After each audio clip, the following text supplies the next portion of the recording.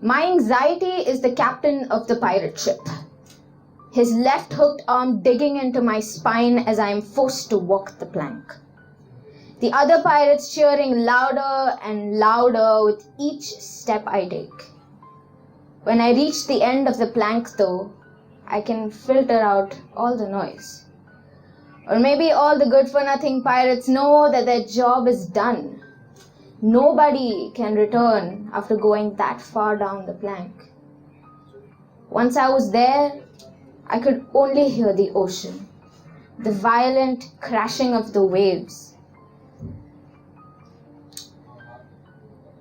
the quiet humming of the ship engine. I thought no one would hear me scream now, and yet I didn't look back even once. Somehow, it was better to be ship engine quiet, background noise, shipwreck floating with the waves than flapping arms swinging against them.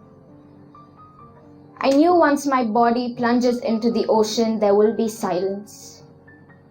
No yelling pirates or ship or waves.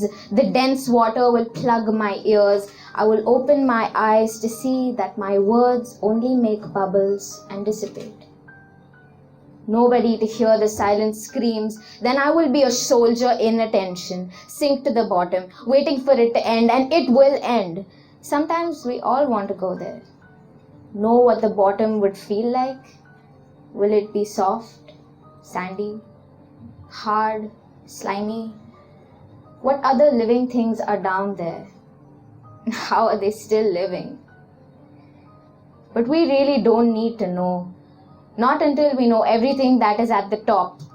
See, a new beginning, a new job, a new apartment, new people can be exciting. So much to be explored, uncharted territory. But how will I, shipwrecked child, I, trespasser in my own mind, I, traveler to nowhere, know where to look for the sunken treasure? Is there even a treasure, or am I heading straight for the Bermuda Triangle, taking the whole ship with me? See, you need to lie to yourself a little.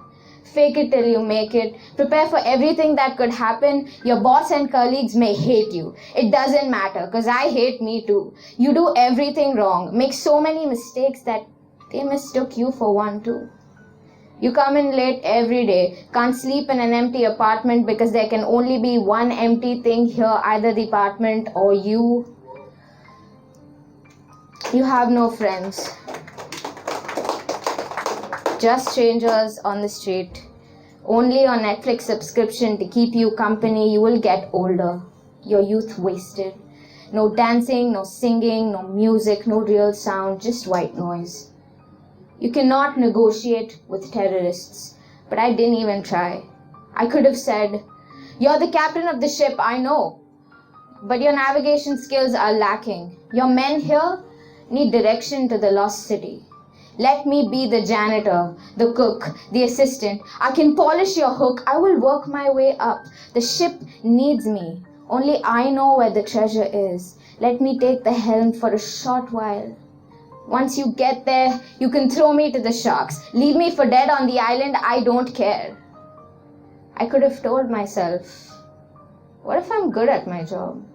What if my boss and colleagues turn out to be good people and who sometimes fall prey to being human? What if I like what I do? What if the neighbor smiles at me one day while we're both picking up the paper? What if there's a sparrow that sits outside the window and chirps to keep you company? What if the auntie upstairs invites you for dinner? What if the strangers on the streets are travelers to nowhere just like you? What if your Netflix subscription asks you, "Are you still there?" And you say, "Yes, but I'm leaving in a while." To explore the city, to see how the city tastes. And if it is spicy, I will burn my tongue, but it'll be worth it. You will grow older. Appreciate how the wisdom tooth in your mouth grows too. The whole reason I ended up on this plank walking was when the pirate across the table interviewed me for the position of crewmate and asked me where I see myself in 5 years. I said, "On the other side of this table, Captain."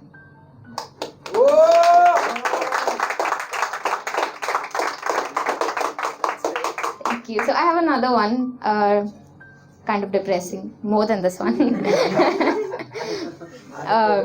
So you know how TV static looks, right? It's like this black screen and then these white dots, and it's chaotic, but I don't know how to describe it, but this is a poem I wrote when I felt like I was TV static.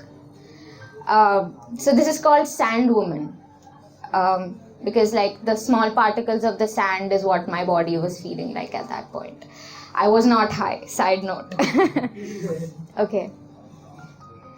Sometimes the pain in my chest doesn't ever seem to go away. Feels like my body is the beach and the ocean is like the pain. Its waves come and kiss the beach and then ebb away slowly. Some days I hear the watchtowers and the lighthouses in my head announce to me, it's high tide now, it's not safe to be on the beach anymore, and my beach is empty of all picnics and frisbees and sandcastles, even the lifeguard left. The soft shell crabs have burrowed themselves deep into the sand, knowing what is to come, even with all this crashing of the waves engulfing every grain of sand in its salty embrace. I can't help but feel like a desert. I am Sand Woman, made of material that can't absorb the salt but can wait till the sun comes up again, knowing that the waves are always at my feet, feeling every drop of it. Sometimes this Sand Woman falls in love with the way the waves envelop the parts of her that couldn't be loved, convincing her that these are the blankets slowly riding up her legs to her chest and finally over her head to protect her from the wind. Sometimes she believes it, that the wind would feel warmer from the humidity in the air. Sand women everywhere once believed that the ocean waves would bring pretty mermaids and seashells. But then they realize that these shells are probably shed by creatures who outgrew them, and the mermaids like to stay in the deep parts of the ocean. Some of them made beautiful shell necklaces and earrings and watched the sunset between their thighs. But on days when the ocean refuses to calm down, its waves crashing into the rocks, nobody can hear the screams, and the Sand Woman feels like every one of those individual grains of sand, but not the whole beach anymore, drowning as every foot sinks into the sand, as every sandcastle built is falling apart, as if she is that and nothing else. She forgets that no matter how many sandcastles are destroyed, the beach doesn't lose a single grain of sand. The wind and the waves seduce her long enough for her to forget that she is Sand Woman, but she's also the land that holds the place she's in together. Whoa!